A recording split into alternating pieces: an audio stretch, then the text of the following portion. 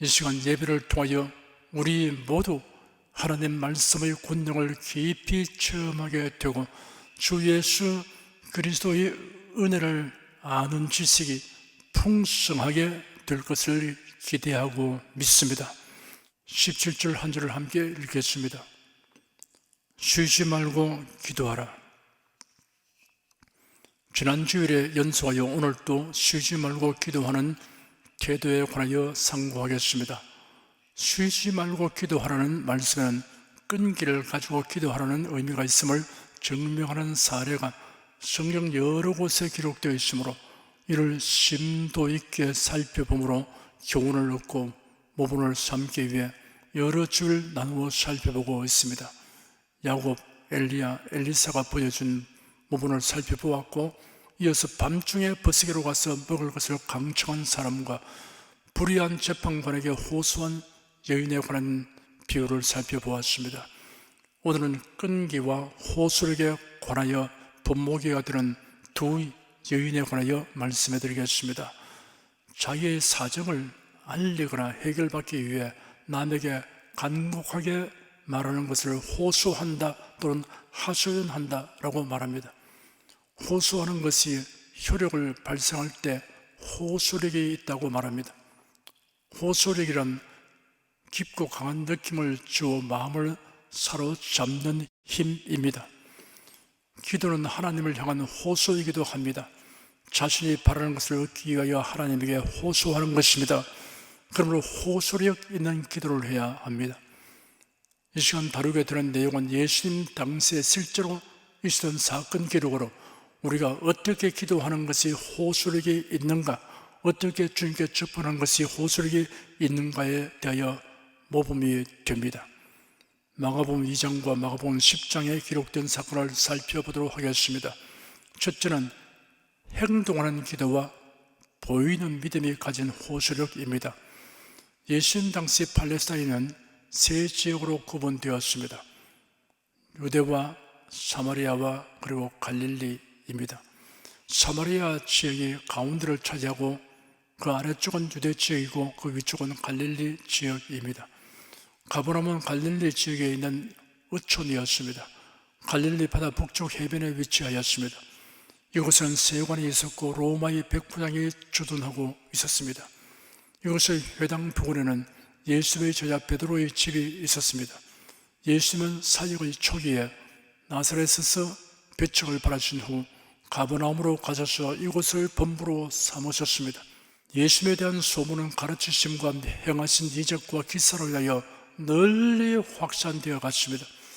예수께서 순회 여행을 끝마치고 가버나움으로 돌아오시자 사람들이 예수님이 계신 집으로 모여들기 시작하더니 어느덧 문 앞까지도 용신할 수 없게 되었습니다. 사람들은 예수님의 입에서 흘러나오는 말씀을 놓치지 않고 들으려고 빽빽하게 자리를 잡았습니다. 뒤편이나 구석진 자리에 있는 사람은 어떻게 하든지 예수님의 모습을 버리고 고개를 내밀어 앞을 응시하였습니다. 그때 들것에 누운 사람을 운반하고 오는 사람들이 나타났습니다. 그 들것에 실려있는 사람은 중풍병자였습니다. 그들이 예수님 계신 집에 도달했을 때는 이미 사람들이 집 안팎을 가득 메운 뒤였습니다. 뒤늦게 오긴 했으나 사람들의 양해를 얻어내면 예수님 앞으로 들어갈 수 있으리라고 생각했습니다. 죄송합니다. 병자를 들것에 뉘어 오느라고 늦었습니다. 예수님 앞으로 데려가도록 길을 좀 열어주십시오. 사람들은 그들의 간청을 들은 척도 하지 않았습니다. 재차 간청하였습니다. 조금만 비켜주시지 않겠습니까? 그러자 누군가 퉁명스럽게 대꾸했습니다. 여보시오, 우리도 집 안으로 들어가지 못하고 문 밖에 있는 판국인데 뒤늦게 와서 어떻게 앞으로 나가겠다는 것이오? 안 될 일을 뻔히 알면서도 때를 쓰면 될 줄 아시오? 환자에게 고통을 주지 말고 그냥 돌아가도록 하는 게 좋을 겁니다.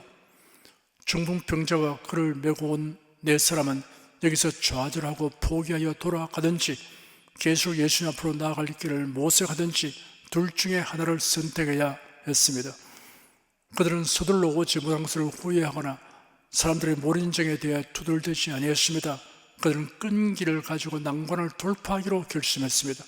그러자 기발한 아이디어가 떠올랐습니다. 침상을 지붕 위로 올려서 예수님 계신 곳에 지붕을 뜯고 침상을 달아내기로 한 것입니다.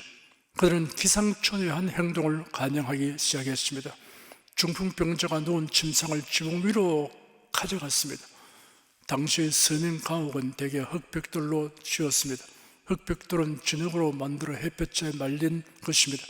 지붕을 덮기 위해서는 먼저 벽에서 벽까지 튼튼한 대들보를 가로지르고 갈대를 놓은 다음 마른 풀로 덮었습니다.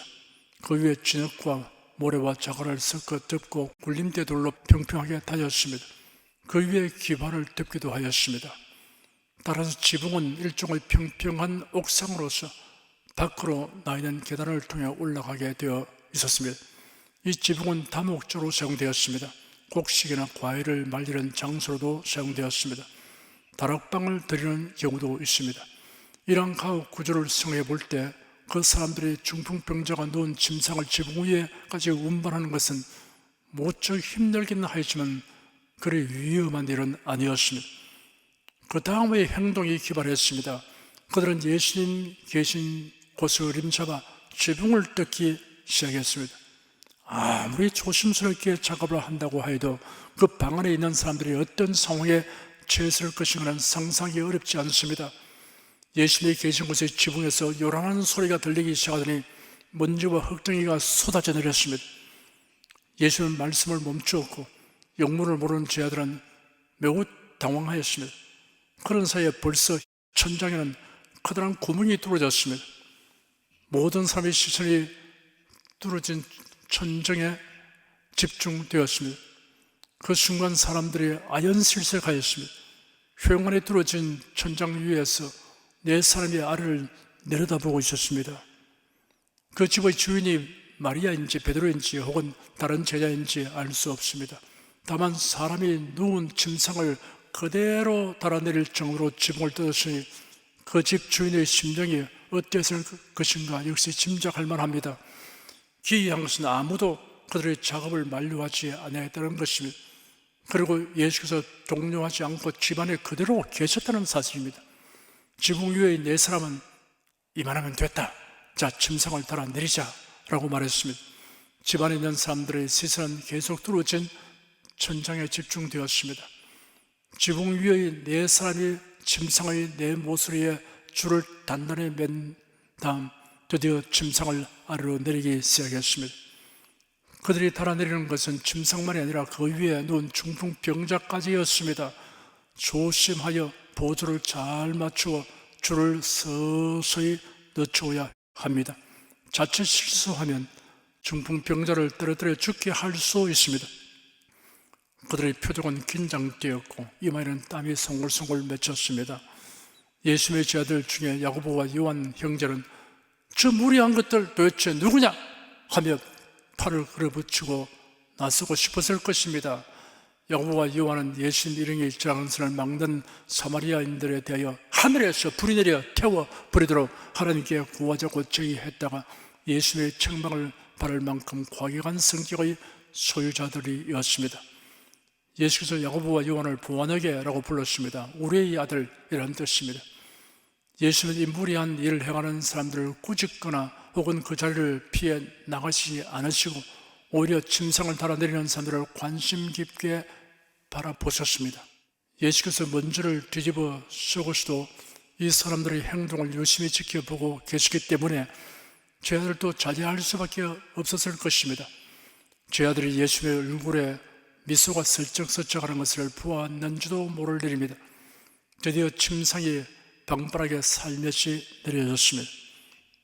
이 사람은 아무리 병이 중한 상태이고 낫기를 갈망한다 해도 이렇게까지 무리하게 행동했어야 되겠는가? 예수께서 중풍병자에게 최소한 이런 책망 정도는 하실 것이라고 제자들은 생각했을 터이지만 예수께서는 도리어 그들이 예상치 못한 말씀을 하셨습니다. 소자야, 네 죄사함을 바라느니라. 그리고는 내가 네게 말한다. 일어나 내 상을 가지고 집으로 가라. 그 순간 중풍병자가 즉시 일어나 그가 지금까지 누웠던 들것을 가지고 집으로 돌아갔습니다. 들것에 의해 운반되어 온 자가 도리어 그 들것을 운반한 자가 되었습니다. 멋있고 감동적인 모습입니다. 그가 들것에 뉘어 집안으로 들어오려고 했을 때는 한 채의 양보도 없던 사람들이 그가 예수님으로 말미암아 죄 사함과 병 고침을 받아서 나갈 때는 일제히 비켜서서 길을 열어 놓았습니다. 중풍병자는 개선 장군처럼 사람들 가운데로 걸어 나갔습니다. 썩은 나무 둥치처럼 들것에 누워있던 중풍병자가 예수의 말씀 한마디에 용수철에 튕긴 것처럼 순간적으로 벌떡 일어나 들것을 둘둘 말아서 척 둘러매고 힘차게 걸어 나갔습니다. 그곳에 모인 사람들은 모두 충격적인 놀라움과 황홀한 두려움을 느꼈습니다. 그리고 일제히 하나님께 영광을 돌렸습니다. 그들은 예수님에게서 하나님의 임재를 느꼈습니다. 여러분의 이해를 돕기 위하여 당시의 상황을 그려보면서 자세히 묘사해 보았습니다. 이 사건 기록에서 우리가 유념해야 할 구절이 있습니다. 예수께서 저희의 믿음을 보시고 중풍병자에게 이르시되 소자야 네 죄사함을 바라니라 하시니 라고 기록된 말씀입니다. 우리의 심령 속에 있는 믿음은 보이지 않습니다. 그러나 볼 수 있는 믿음이 되어야 합니다. 야고보서에는 우리 심령에 있는 믿음이 보이는 믿음이 되어야 한다고 강조하고 있습니다. 혹이 가로되 너는 믿음이 있고 나는 행함이 있으니 행함이 없는 네 믿음을 내게 보이라. 나는 행함으로 내 믿음을 내게 보이리라 하였습니다. 그리고 아브라함과 기생 라합을 보이는 믿음의 본보기로 제시했습니다. 아브라함은 하나님께서 너에게 자손이라고 불릴 자는 이삭으로 말미암을 것이다 라고 약속하신 말씀을 굳게 믿었습니다. 그래야 이삭을 번제로 드리라는 하나님의 명령을 받았을 때 콘솔이 하나 없이 행동하였습니다. 이런 행동이 보이는 믿음입니다. 기생 라합은 하나님께서 이스라엘 백성들에게 가나안 땅을 주신다는 것을 굳게 믿었습니다. 그래야 멸문지화의 위험을 무릅쓰고 이스라엘 정탐꾼들을 영접하고 숨겨주며 안전하게 도피시켰습니다. 이런 행동이 보이는 믿음입니다. 중풍병자를 침상차로 지붕 위에 올려놓은 네 사람은 예수님 계승서의 지붕을 뜯었습니다. 네 사람은 침상을 달아 내렸습니다. 놀랍게도 예수께서는 그 자리를 뜨지 않고 계셨습니다. 이 무리하게 짝이 없는 사람들을 바라보시며 침상에 내려지기를 기다리셨습니다. 예수께서 보신 것은 그들의 무리한 행위가 아니었습니다. 예수께서 저희의 믿음을 보셨다라고 기록되었습니다. 그들의 믿음의 행위로 나타난 것을 보셨던 것입니다. 사랑하는 여러분, 여러분의 믿음을 말과 행동으로 나타내 보이는 믿음이 되게 하십시오. 이러한 태도로 주님께 접근하는 것이 행동하는 기도이며 보이는 믿음입니다. 여기에 주님의 마음을 움직이는 호소력이 있습니다. 둘째는 온갖 방해와 장애를 극복하면서 부르짖는 기도가 가진 호소력입니다. 유대인의 3대 명절 중의 하나인 6월절이 가까이 다가온 어느 날이었습니다. 예수께서 제자들과 함께 여리고를 지나가시게 되었습니다. 온 세상의 죄를 담당하여 십자가에 못 박혀 죽게 되는 구속사역을 수행하시려고 제자들과 함께 예루살렘을 향해 가시는 중이었습니다. 여리고는 예루살렘에서 북동쪽으로 약 60리, 요단강에서 서쪽으로 약 20리 정도의 거리에 위치해 있습니다. 구여리고와 신여리고로 분리되어 있었습니다. 여리고는 팔레스타인에서 가장 오래된 성읍입니다. 여호수아가 인도하는 이스라엘 백성이 요단을 건너 가나안 땅으로 진입할 때 제일 먼저 점령한 성읍이었고 가나안 땅 공략의 전초기지로 삼았던 곳입니다. 구약시대에는 여리고성 남쪽 약 1.5km 떨어진 곳에 헤롯 여왕에 의해 새 여리고가 세워졌으며 헤롯의 겨울 궁전이 있었습니다. 왕궁은 지표가 낮은 정원, 영빈관, 로마식 목욕탕, 공공건물까지 포함하여 호화롭게 단장하였습니다. 여리고는 지중해 해변보다 250m 낮은 곳에 위치하고 있으며 중요한 동서 무역로를 끼고 있어서 중추적인 상업도시가 되었고 예루살렘의 관문 역할을 하였습니다. 비옥한 오아시스가 있는 땅으로 종려나무가 많았습니다. 그래야 여리고는 종려의 성읍이라고 불리기도 하였습니다. 좋은 향기가 나는 발삼나무도 많았습니다. 여리고라는 이름이 향기나는 장소를 떠난다고 해석하기도 합니다. 예리고는 팔레스타인 지역에서 가장 아름다운 곳으로 손꼽히었으며 6월절 명절이 다가올 때면 6월절을 지키기 위해 예루살렘으로 올라가는 사람들로 붐볐습니다. 예루살렘에서 60리 이내에 거주하는 유대인 남자는 12살이 넘으면 6월절을 예루살렘에서 지키는 것이 그 당시 율법의 규정이었습니다. 그러나 여러 가지 이유로 가지 못하는 사람들은 6월절 순례자들이 통과하는 거리에 나와서 여행길의 안전을 기원하는 관습이 있었습니다. 그래 여리고의 거리는 대단한 혼잡을 이루었습니다. 그런데 이러한 무리들과는 달리 매우 초라하고 남루한 한 사람이 여리고의 북문이 있는 곳에 앉아 있었습니다. 그런 시각장애로 사물을 볼 수 없었습니다. 성경에는 그 이름을 바디메오라고 소개하였습니다. 바디메오라는 이름에서 바라는 말은 아들이라는 뜻입니다. 그러므로 바디메오는 디메오의 아들이라는 뜻입니다. 우리나라 사람은 가문의 혈통 관계를 확실히 하려고 족보를 만듭니다. 그리고 성과 이름으로 혈통과 대수를 알립니다. 성명에서 성은 한 줄기의 혈통끼리 가지는 정어이고 명은 성 뒤에 붙여 그 사람만을 가리켜 부르는 일컬음입니다. 성으로서 어느 조상의 후손인가를 알 수 있고 항렬자를 넣은 이름으로서 혈족의 대수를 알 수 있습니다. 그리고 한 가게의 시조가 난 고향인 본관이 어딘가를 말하므로 분별을 더 명확하게 할 수 있게 합니다. 처음으로 인사할 때 성이 같으면 본관 혹은 관양이 어디냐고 묻습니다.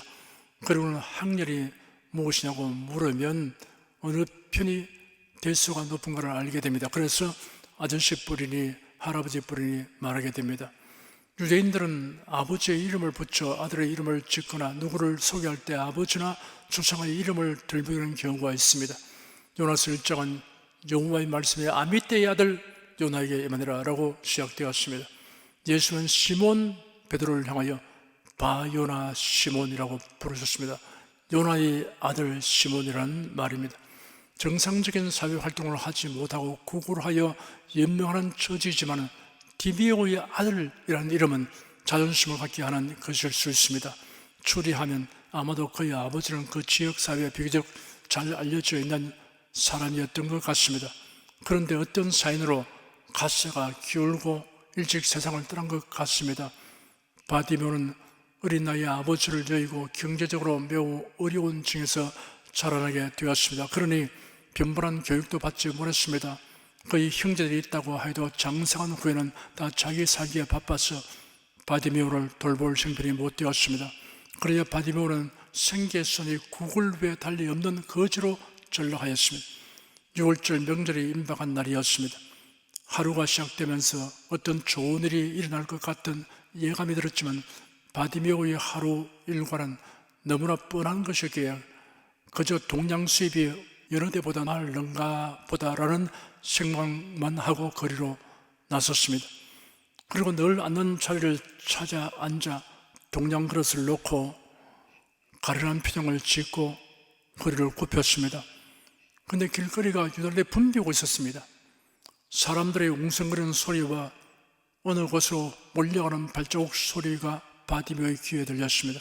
그런 심상치 아니한 분위기를 느꼈습니다. 바디메오는 주변에 있는 사람들에게 물었습니다. 무슨 일로 이렇게 붐비고 있습니까?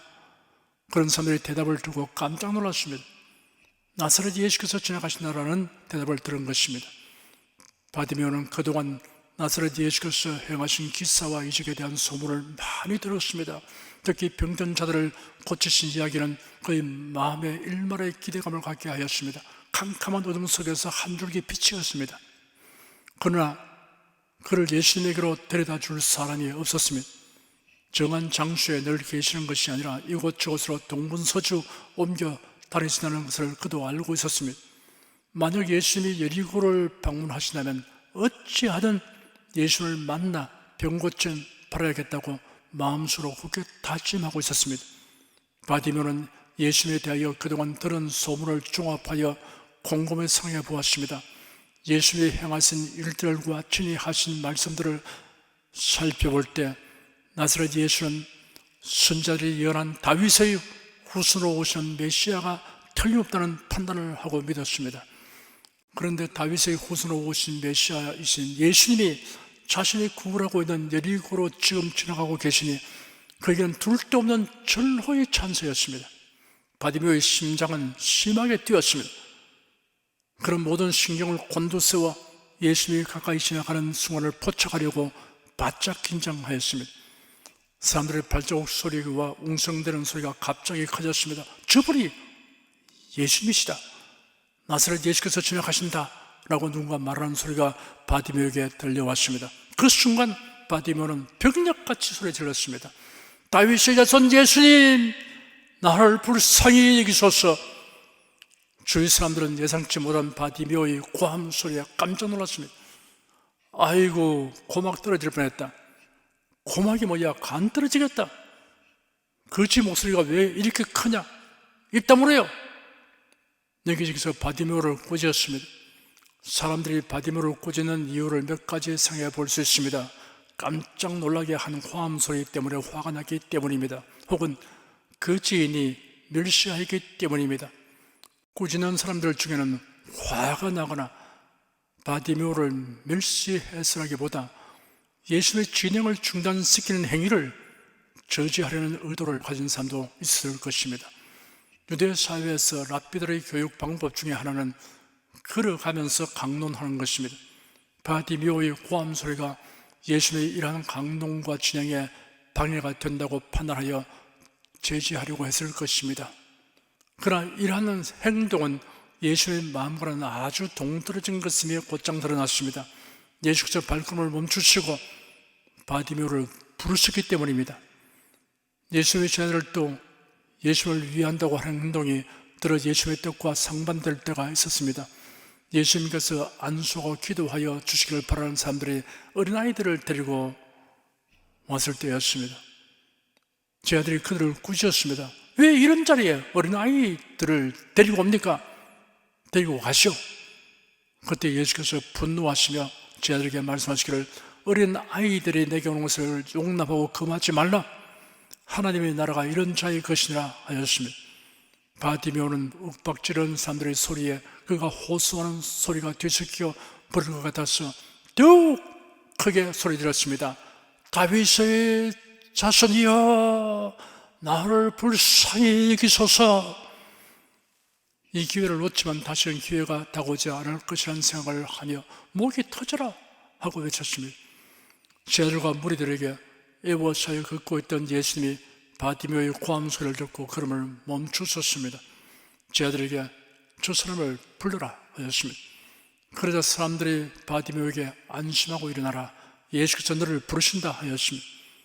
그 말을 듣자 바디메오는 겉옷을 벗어 던지고 벌떡 일어났습니다. 곧장 예수님에게로 갔습니다. 예수께서 자비하신 음성으로 물었습니다. 내가 너에게 무엇을 하여 주기를 원하느냐? 바디메오는 전율을 했습니다. 선생님, 제가 보기를 원합니다 라고 힘주어 대화했습니다. 예수께서 가라, 내 믿음이 너를 구원하였다 하시니 즉시 바디메오가 보게 되었습니다. 그 순간 찬란한 햇빛이 그의 눈으로 쏟아져 들어왔습니다. 눈이 부셔서 감았다가 다시 뜨고 예수님을 바라보았습니다. 사랑과 위엄이 충만한 모습이 망막에 뚜렷하게 상을 맺었습니다. 예수님의 가슴에 뛰어들고 싶은 충동을 겨우 억제하고 주위를 살펴보았습니다. 목소리만으로 증정만 했던 사람들의 얼굴 모양과 표정들을 보았습니다. 눈을 들어 길가에 늘어선 종려나무도 보았습니다. 커다란 손바닥 모양의 갈라진 잎사이가 바람에 불거리는 모습이 몹시 아름다웠습니다. 푸른 하늘과 흰 구름도. 그런 동안 예수님은 그 자리를 떠나 저만큼 걸어가고 있었습니다. 바디메오는 기쁨과 감격으로 인해 눈에 가득히 고이던 눈물을 손등으로 훔치며 그 뒤를 따르기 시작했습니다. 저는 여러분에게 이 사건을 인상 깊게 하여 이해하는 데 도움을 주려고 넉넉하게 장면 묘사를 했습니다. 이 사건에서 우리가 놓치지 말아야 할 장면이 있습니다. 성도 여러분, 예수님을 향하여 목이 터지도록 호소하는 바디메오의 모습을 바라보십시오. 그의 호소하는 외침이 예수님에 도달하는 데 방해가 되게 하는 군중들의 떠드는 소리와 그가 외치 못하도록 윽박지르는 소리들을 극복하려고 결사도 못하는 바디메오의 모습을 바라보십시오. 바디메오는 조롱과 비난과 멸시에 굴하지 않았습니다. 방해와 위협에 굴하지 아니했습니다. 기죽지 않았습니다. 포기하지 않았습니다. 악적으로 극복하고 장애를 돌파했습니다. 하나님께 호소하는 기도를 하면 온갖 장애물이 나타납니다. 사탄의 참소가 있습니다. 부정적이고 비관적인 말을 듣게 됩니다. 상황에 변화가 없거나 더 어려워진 일이 있습니다. 의심이 생겨납니다. 바디메오처럼 끈기를 가지고 이러한 장애를 돌파해야 합니다. 극복해야 합니다. 바디메오가 예수님으로 가는데 지장을 초래하는 겉옷을 벗어던지고 벌떡 일어나서 팔을 내저으며 달려가는 모습을 보십시오. 그가 예수님께 나아가는데 방해되는 것은 미련 없이 되어 던져버렸습니다. 지금까지 겉옷은 그에게 소중한 재산이었습니다. 겉옷은 두루마기의 모양으로 된 것인데 두꺼운 천으로 짜놓습니다. 이스라엘 사람들, 특히 노천에서 생활해야 하는 거지에게 없어서는 안 되는 필수품입니다. 팔레스타인에서는 밤낮의 일교차가 크기 때문에 겉옷을 낮에는 의복으로 밤에는 이불로 사용하였습니다. 밤의 기온이 급격히 떨어지면 겉옷이 없을 경우에는 치명적인 위험에 처하게 됩니다. 그래서 성경에는 이웃의 겉옷을 저당 잡는 경우 해가 지기 전에 돌려주도록 규정하고 있습니다. 여러분의 신앙생활의 진로에 방해되는 것은 무엇이든 내버리는 용단을 내리십시오. 이기주의, 거짓, 자기 자랑, 교만, 비관, 나태, 원망 등을 단호하게 내버려야 합니다. 사랑하는 여러분, 우리 주 예수 그리스도에 대한 여러분의 믿음과 소망이 성경에 합당한 것이라면 어떤 상황에 처할지라도 포기하지 마십시오. 방해되는 것이 있을수록 하나님께 더욱 강렬하게 호소하십시오. 방해되는 것을 디디고 올랐을 발판으로 삼으십시오. 그 무엇도 여러분의 기도를 중진시킬 수 없게 하십시오. 끈기를 가지고 쉬지 말고 기도하십시오. 방해되는 것을 극복하고 부르짖는 기도는 호소력이 있습니다. 하나님께서 최선의 응답을 주십니다. 여러분 중풍병자를 메고 온 사람들처럼 끈기 있게 믿음을 가지고 행동하시기 바랍니다. 예수는 행동으로 나타내는 기도와 믿음을 유심히 보십니다. 행동하는 기도, 보이는 믿음은 호소력이 있습니다. 여러분은 바디메오처럼 방해와 장애물을 극복하고 끈기 있게 부르짖고 기도하십시오. 이런 부르짖음은 호소력이 있습니다. 그래야 하나님의 도우시는 은총과 기도 응답을 풍성하게 체험하시기를 축원합니다.